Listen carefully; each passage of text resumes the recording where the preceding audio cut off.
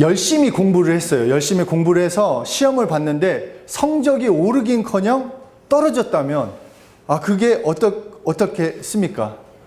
정말 다른 때보다 공부를 한 3일은 더 열심히 했어요. 정말 밤새 가면서. 근데 성적이 떨어졌어, 오히려.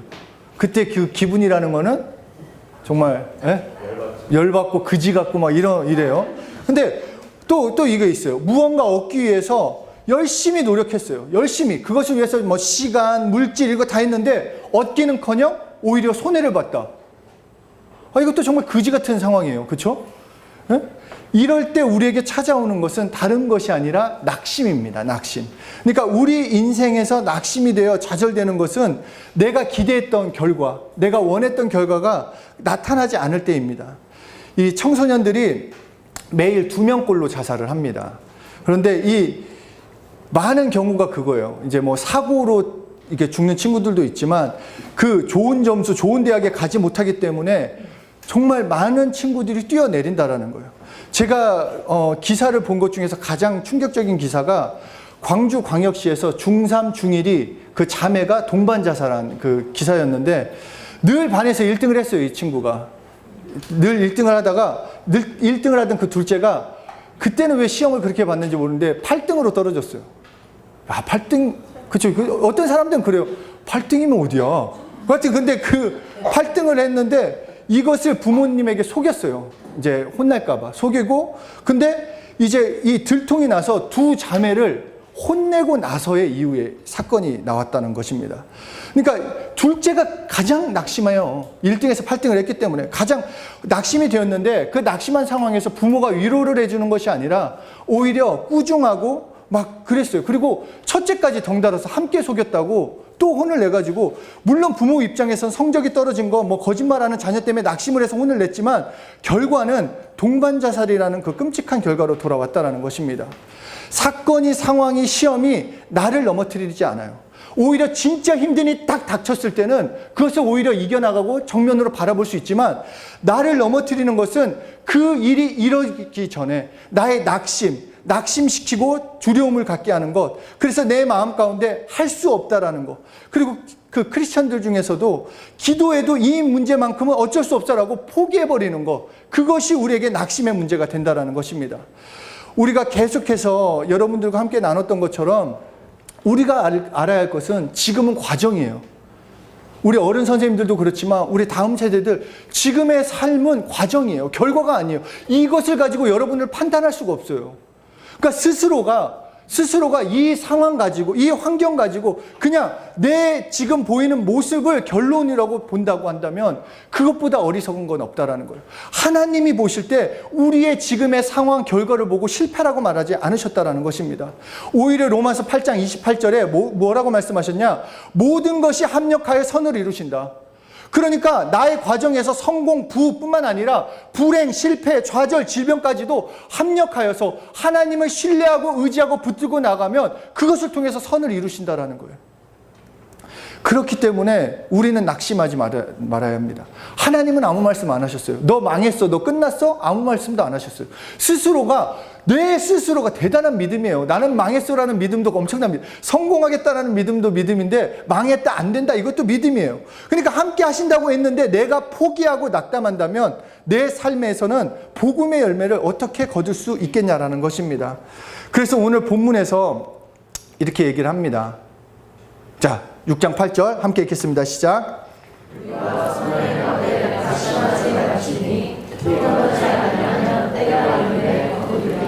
그러니까 쉬운 성경에서는 이렇게 얘기를 해요. 선한 일을 하다가 낙심하지 말아야 합니다. 때가 이르면 영원한 생명을 거둘 것이므로 포기하지 말아야 합니다. 그러니까 때와 기한은 하나님께 있어요, 여러분. 때와 기한은. 우리는 내가 기도한 거 지금 응답받았으면 좋겠고, 지금 뭔가 얻었으면 좋겠고, 지금 무언가가 생겼으면 좋겠는데 때와 기한은 하나님이 갖고 계시다라는 거예요. 그렇기 때문에 때와 기한은 하나님이 갖고 계시고 확실히 응답하실 것이기 때문에 내가 포기하지 않으면, 내가 낙담하지 않으면, 내가 낙심하지 않으면 축복을, 그 성공을 거두게 돼 있다라는 것입니다. 그러니까 우리를 계속해서 낙심시키는 건 이 사단이 사람을 통해, 환경을 통해 우리에게 속삭여요. 너가 정말 기도했냐? 현실을 봐라. 그 정도 기도했으면 응답받아야 하는 거 아니냐? 너 그렇게 신앙생활 했으면 너 변화돼야 하는 거 아니냐? 너 예수 믿잖아. 근데 왜 네 삶은 그래?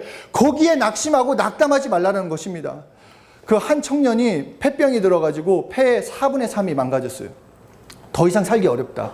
그런데 이제 너무 살고 싶어서 말씀의 자리로 나왔어요. 그리고 기도하는 가운데 하나님께서 치료해 주셨다는 마음을 확 주셨어요. 그리고 이 청년이 아멘하고 그냥 돌아갔어요. 그런데 그 이후부터 실제로 호흡이 좋아졌어요. 호흡이 좋아지고 자기가 좋아하는 운동까지 다시 하게 되고 다른 사람보다 훨씬 활동적으로 이렇게 변화됐는데 몇 년이 지내다가 이제 궁금한 거예요. 진짜 내 폐를 하나님이 뭔가 하얗게 만들어 주셨을까? 내 폐를 어떻게 하셨을까? 이제 궁금한 마음이 들어서 엑스레이를 찍었는데 아팠을 때랑 똑같았어요. 4분의 3이 망가지고 4분의 1만 있는. 그리고 이 사람이 그 사람이 보세요. 이 사람이 치료받은 거 그것을 보고 낙심을 한 거예요. 아, 나는 치료 안 받았구나. 지금까지 몇 년이 흘러가면서 그렇게 건강하게 지냈는데 스스로가 아니 나는 잘못됐어. 내가 잘못 알고 있어. 그렇게 낙심이 들자 몇 개월 만에 죽었어요. 자 보세요. 폐를 깨끗하게 하시는 것도 하나님의 역사예요. 그렇죠? 정말 망가진 폐가 깨끗해진다는 거. 근데 더 놀라운 건 보세요. 4분의 3이 망가져서 4분의 1을 가지고도 역사하시는 게 하나님이라는 거. 이것도 얼마나 놀라운 역사예요. 이것보다 큰 역사가 어딨냐는 거예요. 내가 때를 정하고 내가 응답을 정하고 이때 이런 모습으로 응답해 주세요. 그렇지 않으면 낙심하라고 응답이 없다고 포기해 버리는데 예수 이름으로 기도하면 하나님께서 응답하신다라고 말씀하셨어요. 우리가 그것을 포기하지 않으면 된다라는 것입니다. 저희 이제 장인어른하고 장모님이 필리핀에서 선교를 하고 계시잖아요. 정말 요새 우리 장모님도 정말 예수 이름 아마 우리 공동체에서 손꼽힐 정도로 많이 부르고 계세요. 근데 얼마 전에 이제 타고 다니던 차가 고장이 나서 갑자기 물질이 필요했어요. 이게 선교지에 나가면은 물질이 너무 필요한데 생각지도 않은 고정비와 상관없이 갑작스럽게 그런 큰 돈이 필요하면은 너무너무 난감해요. 그래서 이전 같아서는 막 걱정만 하고 막 사람들에게 도움을 구했을 텐데 그냥 예수 내 구주를 외치셨대요. 기도하라고. 하나님께 도와달라고. 그래서 딱 뭔가 했으면 차가 딱 고쳐졌어야 하는데 당장에는 안 생겼대요. 뭐 이렇게 뭐 차가 생겼거나 뭐 돈이 오거나 이런 거 응답이 없었는데 그래도 계속 예수 내 구주를 부르고 있는데 며칠이 지나서 파송한 교회에서 연락이 왔대요. 그리고 한 장로님 이게 실명은 제가 잘 모르니까 모르겠는데 한 장로님이 사실 우리 어머니 아버님을 좀 괴롭힌 그런 장로님이 계셨었어요. 막 선교비를 깎아야 한다 막 이런 분인데 이분이 갑자기 돌변한 거예요. 아니 선교사한테 돈을 보내야 하는 거 아니냐, 이렇게 도와야 하는 거 아니냐, 막 이러면서 그분이 막 돕기자 해가지고 차량에 관련된 비용뿐만 아니라 선교비까지 하나님께서 더 높여주셨다라. 그러니까 장모님이 원한 그 기도의 응답은 차 수리비였어요. 그런데 하나님의 응답은 교회에서 선교비를 새로 보내게 하시고 또 덤으로 차 수리비, 그 인상까지 해주시겠다라는 것입니다. 그러니까 응답하시는 분은 하나님이세요, 여러분. 여러분, 내가 무엇을 기도할 때 하나님이 응답하신다는 믿음을 갖고 가셔야 돼요. 끝까지 나의 삶을 만드시는 건 하나님이에요. 내 기도가 지금 이렇게 응답됐으면 좋겠고 내 상황이 이렇게 됐으면 좋겠다라고 나는 그렇게 생각할지 모르지만 하나님은 아니 좀 기다려봐. 아니 내 뜻은 이거야 라고 말씀하신다라는 거예요. 그렇기 때문에 정말로 하나님을 믿고 낙심하지 않으면 결국 열매를 얻게 되는 것입니다. 미래에 대한 염려가 있습니까? 내 인생이 이렇게 될지 몰랐어요. 여러분 진짜 고등학교 때 저의 삶이었으면 여러분은 다 정말 매일 술 마셨어야 돼요. 내 인생을 어떻게 정말로 깜깜한 암흑 같은 뭐 군대에서 그런 거 있었어요. 이제 신병이 딱 오면은 딱 병장이 야 눈 감아봐. 딱 눈 감으면 이게 너의 군 생활이야. 아무것도 안 보인다. 너 깜깜하다. 이렇게 얘기를 해요. 그러니까 저의 인생이 그런 거였는데 제가 유스렘을 하고 그 말씀을 들으면서 하나님을 붙잡으면 인생이 변화된다라는 거 매일매일 변화됐어요. 저도 이렇게까지 될지는 몰랐어요. 목사가 될지 선교사가 될지. 깜깜한 인생을 하나님을 맡기면 내가 생각한 사이즈가 아니에요, 여러분. 제가 계속 말씀드리잖아요. 정말 포크레인 앞에서 삽질하지 마세요. 내가 아무리 막 백날 파고 뭐 한다고 한 번 파는 거 하나님이 밀어주시고 하나님이 함께 하신다는데, 그러니까 지금 보이는 거, 지금 느껴지는 거, 지금 있는 거에 가지고 낙담하는 것이 아니라 하나님을 끝까지 믿고 신뢰하고, 신실하신 하나님, 한 번도 어긴 적이 없어요. 여러분을 향한 하나님의 사랑을 한 번도 거둔 적이 없어요. 여러분이 기도한 거 응답 안 됐다, 내 느낌에는 안 됐지만 하나님은 응답하셨고 응답하고 계세요. 그러니까 그 하나님을 신뢰하고 나가야 하는데, 어떻게 속지 않고 낙심치 않고 나갈 수 있는가? 낙심의 반대말은 믿음이에요. 믿음이 있어야 한다는 거예요. 히브리서 11장 1절에 믿음은 바라는 것들의 실상이다. 내가 정말 기도하고 응답받고 싶고 원하는 거, 그것이 믿음인데 보지 못하는 거, 눈에 보이지 않아요. 그래서 답답하지만 그것이 믿음이라는 거예요. 보이지 않기 때문에. 그러나 그것을 붙들고 나가면 진짜 나타난다 라고 말씀하는 것입니다. 내가 보이는 것, 느끼는 것, 진짜 상황이 아닐지라도 내 끝은 그냥 이 상황 끝대로 끝나는 것이 아니라 내 결론은 하나님이세요. 내 결론은 하나님이 이끌어 주신다라는 것입니다. 그래서 이 믿음을 로마서 10장 17절에 이렇게 말씀합니다. 함께 읽겠습니다. 시작.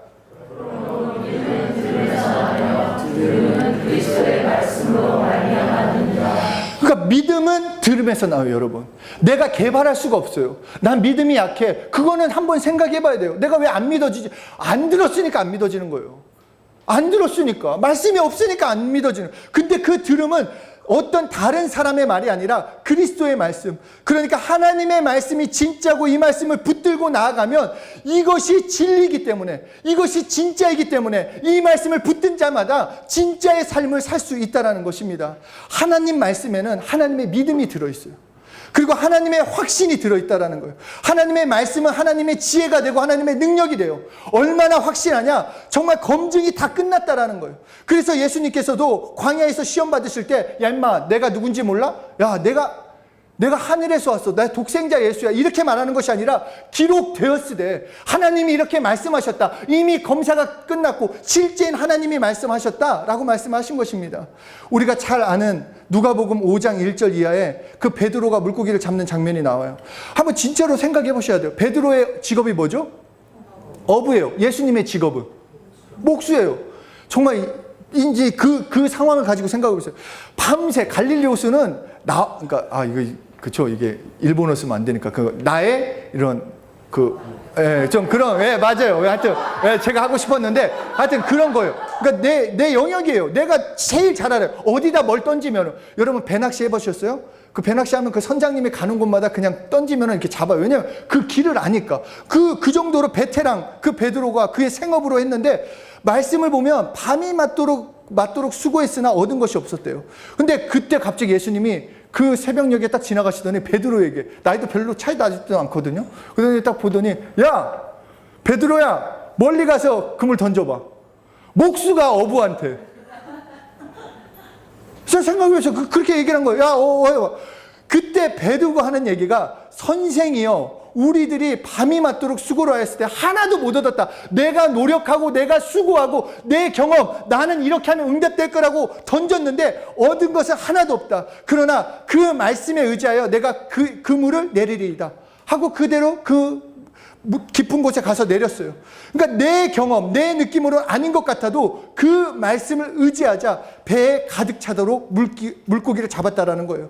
그런데 우리는 이것을 보면 물고기를 많이 잡아서 정말 놀랍다 하는데, 베드로에게 묻는다면 아닐 거예요. 물고기를 많이 잡은 그것이 아니라 내가 예수님을 만났다라는 게 이 베드로에겐 충격이었어요. 이 예수님을 만났다라는 거, 이것이 가장 큰 놀라운 사건이 됐습니다. 내가 믿음으로 산다는 것은 좋은 대학을 간다, 좋은 것을 얻는다, 뭔가 얻는 것이 아니라 내가 믿음으로 살 때 예수님을 경험하게 되는 거예요. 내가 정말 예수님을 알게 되는 거예요. 예수님을 사랑하게 되는 거예요. 그때부터 내 인생은 예수님과 함께 동행하는 인생이 된다는 것입니다.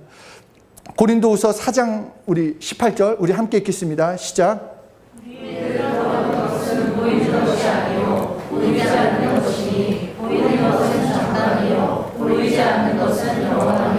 우리 쉬운 성경으로 다시 한번 읽어보겠습니다. 시작. 우리는 보이는 것들의 시선을 고정시키는 것이 아니라 보이지 않는 것들의 시선을 고정합니다. 우리는 보이는 것은 상상이지만 보이지 않는 것은 영원하기 때문입니다. 우리 비단회바 첫 번째 토크가 뭐죠? 삶의 이상이에요. 어디를 바라보느냐. 이번에 예진이가 너무 잘해줬는데 어디를 바라보느냐, 어디에 고정하느냐, 나의 믿음의 주요 온전케 하시는 그 예수님을 바라보는 것. 보이지 않지만 실제 우리와 함께 살아 역사하시는 그 하나님, 그 말씀에 나를 고정시키고 나가면 내 삶이 지금 어떻게 보일지라도 정말로 하나님이 주시는 그 복을 누리게 돼 있다는 거예요. 내가 넘어졌어도, 내가 지금 조금 힘들어도, 설사 내가 죄 가운데 넘어졌어도 다시 회개하고 일어나면 하나님이 나를 이끌어 주신다라는 거예요. 내가 포기하지 않으면, 내가 낙심하지 않으면 그 믿음 가운데 걸어가는 것입니다. 믿음은 바라는 것들의 실체가 됩니다. 보지 못하는 것들의 증거가 되기 때문에 신실하신 하나님을 믿는 것, 그 신실하신 하나님의 말씀에 순종하고 낙심이 아니라, 나는 정말로 여러분들이 그렇게 했으면 좋겠어요. 성세의 언어는 무엇인가? 내가 잘 될 거야, 나 돈 많이 벌 거야, 그 선포가 아니라 하나님이 나와 함께 하시기 때문에 내 인생은 변화될 거야. 내 인생은 소망이 넘칠 거야. 하나님이 나와 함께 하시기에 내 삶은 계속 열매 맺을 거야. 그렇게 선포하는 거예요. 그것이 진짜 축복이 돼요. 여러분의 인생에 대해서 계속 입으로 시인하세요. 예? 저는 정말 요새는 진짜 덜 하지만 예전에도 말씀드렸지만 저는 막 톤이 컸어요. 막 그 목사님께서 말씀 가운데 그런 얘기를 했었거든요. 여러분, 그거 뭐 이명범처럼 돼달라고 그렇게 기도하는 게 아니라 나보다 정말 2배의 영역이 생기게 해달라고 막 그렇게 기도해야 하는 거 아니냐, 막 그게 하고 아멘하고 저는 그때가 고등학생이었거든요. 그때 기도했던 게 나는 이명범 목사님보다 영역이 7배나 더하는 점. 그러니까 이게 그렇죠. 눈빛들 알아요. 무슨 의미로 저를 쳐다보는지 아는데 제가 하고 싶은 얘기는 그거예요. 어떤 거든 하나님께 자신의 정말로 소원하는 거, 그거를 정말 예수 이름으로 선포하고 말하고, 공부 잘하고 싶으면 지혜를 달라고 하면 돼요. 물론 지혜만 달라고 하고 안 하면은 안 줘요. 그 열정도 달라고 하시고 좀 그렇잖아요. 말하지 않으면 어떻게 알아요? 막 그 뭐 광고에는 말하지 않아도 알아요. 뭐 근데 뭐 말하지 않으면 몰라요. 말할 때부터 하나님과 관계가 되는 거예요. 그래서 입으로 시인하라고 말씀하신 거예요. 내가 정말 믿음을 입으로 시인하고 그 믿음의 길을 걸어가는 거. 정말 그러니까 이 말씀을 우리가 선을 행하되 낙심하지 말지니, 그러면 나 누구누구가 선을 행하되 낙심하지 않겠습니다. 포기하지 않겠습니다. 때가 이름에 거두겠습니다. 이렇게 선포할 수 있다는 거예요. 말씀을 가지고 선포하고 믿음으로 선포할 때 내 삶에 하나님이 주시는 열매. 여러분들이 정말 뭐 서울대 가고 뭐 연세대 가고 고려대 가고 뭐 좋은 의사에 뭐 좋은 기업 뭐 회장님 뭐 이렇게 된다고 해서 어떤 열매 맺을 것 같아요? 내 수고로 어떤 열매를 맺을 수 있냐라는 거예요. 그런데 내가 정말 하나님을 신뢰하고 의지하고 하나님이 맺어주신 열매는 전혀 다른 거예요, 여러분. 정말 완전 달라진다고요, 완전. 정말 지금 요새 경험한 사람들 있잖아요, 사실. 그렇죠? 요새 경험한 사람들 있어요. 제가 말을 할 수는 없지만 그 사람이 간증을 해야 하니까. 있다고요, 이렇게. 그치, 사일아? 나중에 보세요. 진짜 사일이 더 많이 보실 거예요. 얼마나 기대되는지 몰라. 또 있어요. 많아요, 지금 우리 강민아, 그렇지? 강민이는 전 세계를 저랑 누비면서 또 이렇게 또 선교를 할 건, 그 아무도 모르는 거. 우리가 여러분, 제가 막 아까 영역 7배 막 이런 막 하니까 눈빛들이 이런데, 여러분, 나중 돼가지고 만약에 제가 그렇게 돼갖고 제가 안 만나줘요, 그러면? 네? 그때 돼갖고 막 기도해줘, 누구, 뭐 이런, 네? 여러분, 아멘! 네. 사랑하는 여러분, 내가 정말 수고해야 돼요. 예수 믿기 때문에 정말 수고해야 돼요. 그런데 그 수고와 열정을 누구에게 맡기느냐, 누구를 신뢰하고 나가느냐, 내 삶의 열매가 나의 수고로 맺어지는 것이 아니라 나는 하나님을 믿기 때문에 그것을 드리는 것뿐이고 열매는 하나님이 맺어주신다는 거예요. 그러니까 설사 실패했어도, 설사 넘어졌어도 상관없어요. 모든 것이 합력하여 선을 이루실 거니까. 나의 넘어진 것, 힘든 상황, 어려운 상황, 하나님이 합력하여 선을 이루세요. 그러니까 그 하나님을 믿고 신뢰하고 의지하고 나가는 겁니다. 우리의 결론은 나의 경험이나 상황이 아니라 하나님이세요. 그 하나님을 붙들고 나갑시다. 신실하신 하나님, 실수가 없으신 하나님, 좋으신 하나님, 정말 그 하나님이 여러분의 아버지가 되십니다. 그 하나님을 믿고 사랑하는 여러분들 되시길 소원합니다.